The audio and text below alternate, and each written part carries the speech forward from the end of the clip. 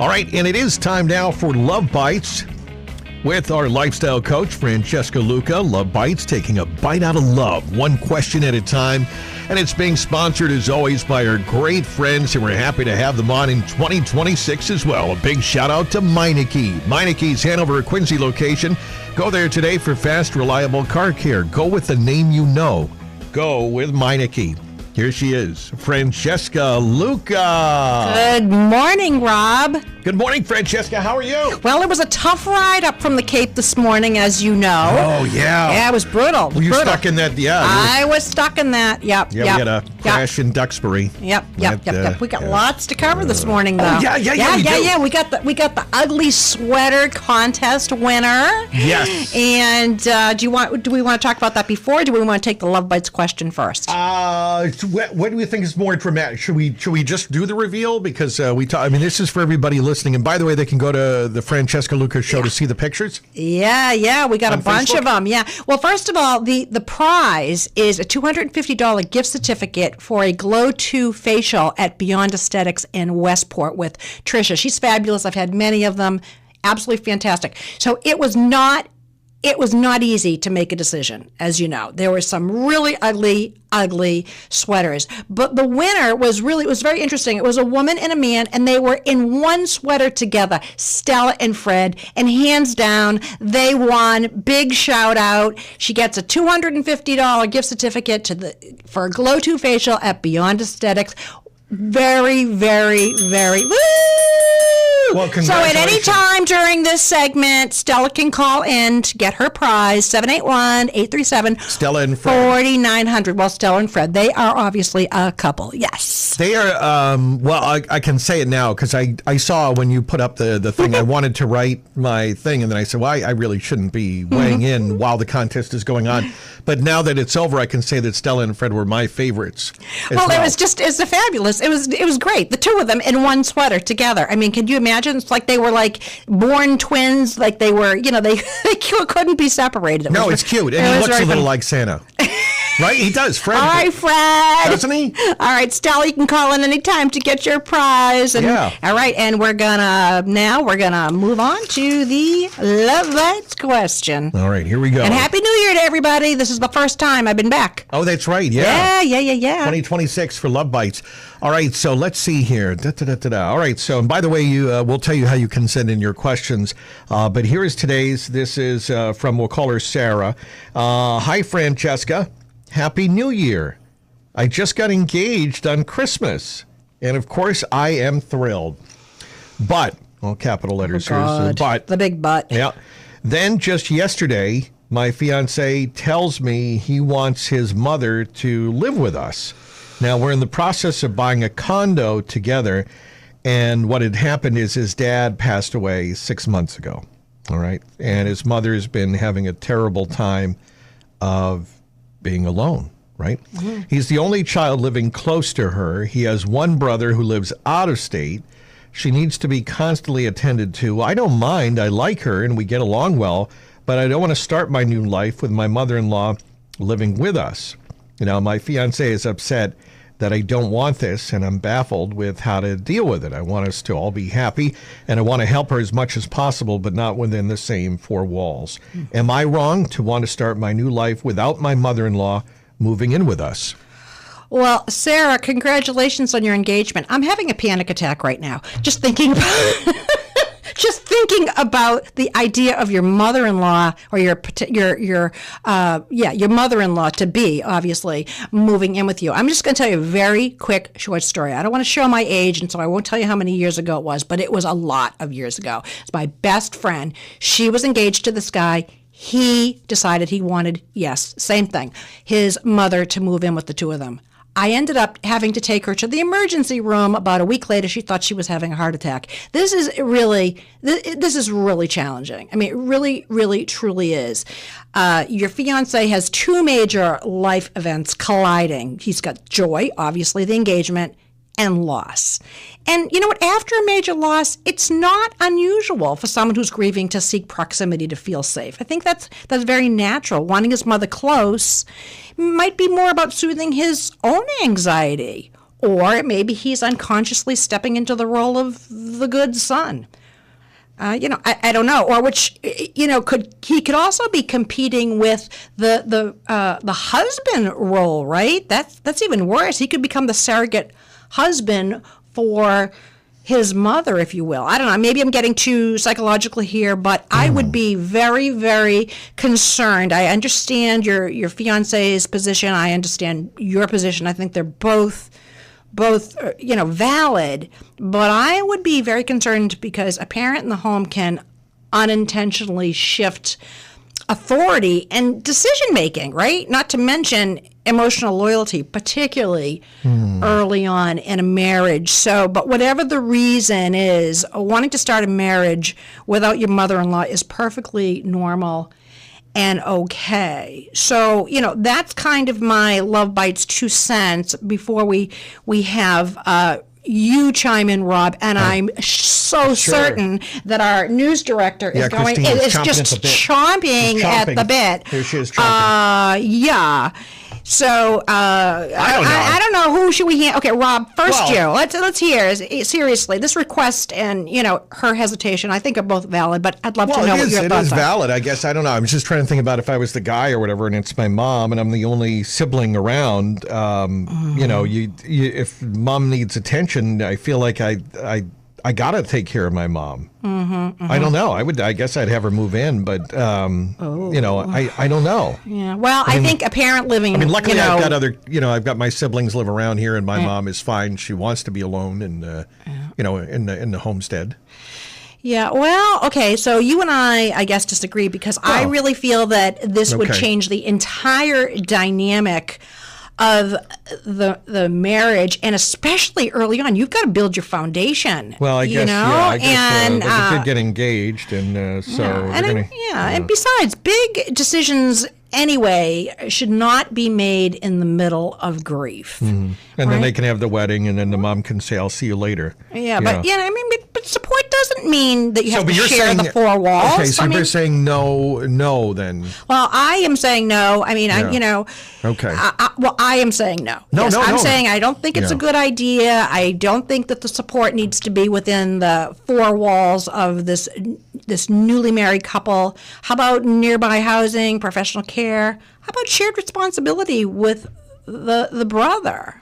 Well, he lives out of state. Yeah, no, I know. But, they're also, I guess he's got a big decision to make, and so does she, because the risk of resentment, is, in my opinion, a real factor, especially if she acquiesces to doing something that she really, really doesn't want to do. But I don't think that it needs to be. I don't think it needs to be. No, she can't move in with us. Bye. We're abandoning you. Have a long conversation, a long discussion about what other ways are. There's many ways to skin the cat. Christine, jump in. Open that door for that woman, because I know she can't. She's shaking over there. She's chomping. Where's the door? Well, there's a couple of things to consider. Door. Sorry, the door's stuck. Thank you. There you go. Just hit my toe in there. Here's my attitude. Maybe it's a little bit different than yours. When you get married, your spouse is the most important person in your life. It's not your parent. It's not other people from that. It's your spouse. They're the number one priority and should be throughout your marriage. I think it was very unfair of him to bring this up unless this has been an ongoing discussion. You're starting a life together. And that's not the 7-year itch, it's the 4-year. The me and the me has to become a we, or you're never going to make it. And I don't think it has to be all or nothing. Now, I'm not sure if it's super cultural with them that they expected a parent to move in. You could take a hybrid approach. Okay, maybe move closer. We'll have somebody come in 2 days a week to help you with things, and we will set up a schedule, maybe with another relative. We will come and we will do this on XYZ. So there's something to look forward to. This person knows their support, and maybe after 6 months they can review. But that's a lot for any spouse to ask their other spouse to have a parent move in. I would say absolutely not. And you're I'm saying not trying no. to sound, Okay. No. Wow. That's their life. Yeah, and you know what the other thing is There's too? a way to do it without having it all or nothing. Okay. There's no mention of the fact that she's ill or incapacitated in any way. She's grieving after 6 months. This is normal. I mean, how many years do you think they were married? 50? I mean, probably. You know what I'm saying? This is normal. 6 months of grief is grieving after 6 months of a death is not that long. And, why not go to dinner with her once a week? Maybe have her come over to dinner, once a week. Hey, get her a 30-year-old boyfriend. Get her. Oh, I love that. And now we're talking, Kristen. Now we're talking. Yeah. Yeah. But seriously, I mean, a small amount. This is going to be a nightmare. This is a nightmare waiting to happen. And I couldn't agree with you more, Christine, that the couple needs to really protect their marriage, especially right in the beginning. If they were married 10 years, 20 years, I don't know. Maybe, there'd be a different conversation. I'm sure I've known. Okay, so are you Rob, saying that your mother cut your crust on your sandwich. I assume she'll be in there, but I also she'll be doing the laundry if she's home. Now, if I'm sorry, Mom. No, but and she'll maybe do some cooking.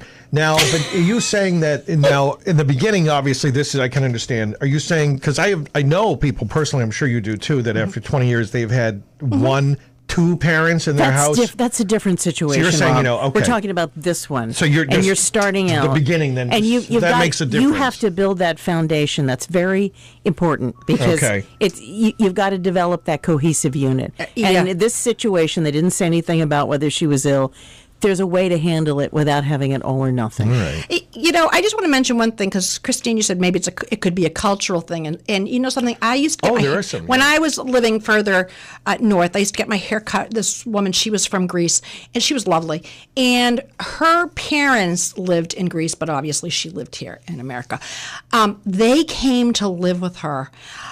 But guess what? She loved it. Her husband was from Greece, too. The kids loved it. Everybody loved the one big happy family. They loved it. But, so it was a completely, and I would say, your mother and your father are living with you? She said, oh, yeah, it's so much fun. And the mother did all the cooking, and the father did the yard work, and she did my hair, and her husband was a dentist, and the grandkids were just happy as a pig, and you know what? But so that's a different story, and but that is completely different. That's cultural. I don't think that's the case with this. So, Sarah, congratulations. Just have the conversation and good luck to you. And I'm going to wait for you to send me those wedding pictures with a big fat smile on your face and a note telling me that you did the right thing. All right. Let's see. You want to hear what some other people say? Yeah. All right. Nina in Scituate says, how far does the mom live away? Well, that we don't know in the text. I don't see that. How far away does the mom live? 781 says, Francesca, how about instead of buying a condo, buy a house with an in-law apartment or a house with area to build or a small house or ADU? 781 says the mother-in-law, I guess, wouldn't be exactly, but would be nearby. Some people do that now. Is that too much? I mean, that's a personal choice between the two of them. But I think that even right now, making the decision is not the right time. I mean, revisit it in a year. Revisit it after the wedding. Revisit it. No, not now. But that's my Love Bites tip. That doesn't mean it's right. Doesn't mean Christine's right. Doesn't mean you're right. Yes, I am. Oh, I think I agree with you too. But I don't want to come across. Christine, you need to stay in my corner. Wow. Wow, we're like little, witches over here. No, I would not never at all. describe myself that way. No, I wouldn't I'm either. Practical and realistic. You are absolutely right. That's the practical thing to do. Connie says perhaps the mother-in-law should be encouraged to find peer groups through Council on Aging or their local senior center. Yes, 100% agree with you. Connie says with Francesca and Christine, the couple needs to establish themselves. There you go. That's Connie from Duxbury. Another brilliant listener. Thank you so much. Thank you, Connie. Thank you to all our listeners for writing in. Hey, if people want to get in touch with Francesca, can they? They certainly can. They can go to my website, talkwithfrancesca.com, and they can just click on Contact Me. We've got a ton of questions that came in over the holidays, so we've got some catching up to do. But, definitely write in, and we'll get to them. Da-da-da. Da-da-da. That's our Greek music there for the I, Greek team. I like that music. Yeah. Let's see. So, wait. On the line now, we have, this is, I think, Stella is there. Cool. Hi, Stella Stella. is on WATD. Stella, you're on with Francesca. Hello, Stella. Congratulations to you. You're going to love this facial. Oh, thank you. I'm actually separated from Fred in the sweater sense. Oh, you scared me there for a second. I know. I said, wait a minute. I better take this off the air. Oh, no. I will. I didn't know where this was going. Yeah. We have separate sweaters now. Okay. No, I understand. Yeah. All right. Well, it is flu season. All right, Stella. We'll stay on the line. And do we need Stella's information? We've got to get. Well, you know what? You have her information. I've got her information, so I've got it, and I will get that gift certificate to you ASAP. And thank you for entering the contest. Awesome. Well, thank you to everyone that voted for us. That's great. Okay. All right. You have a great day. Guys, have a good day. Thank you. Okay. Bye-bye. That's Stella checking in. Stella and Fred, the winners of the contest. That was a lot of fun, that contest. That was a lot of fun. I love that. The Ugly Sweater Contest. Check out the photos. Francesca Luca Show on Facebook. And, of course, she'll be on tonight after 9 with her full show. And then you'll be back next week, right? Next week. Bye, everybody. Bye-bye, everybody. Francesca Luca joins us every week at this time on WATD. Thanks, Robin, Christine, and Sarah. Thank you.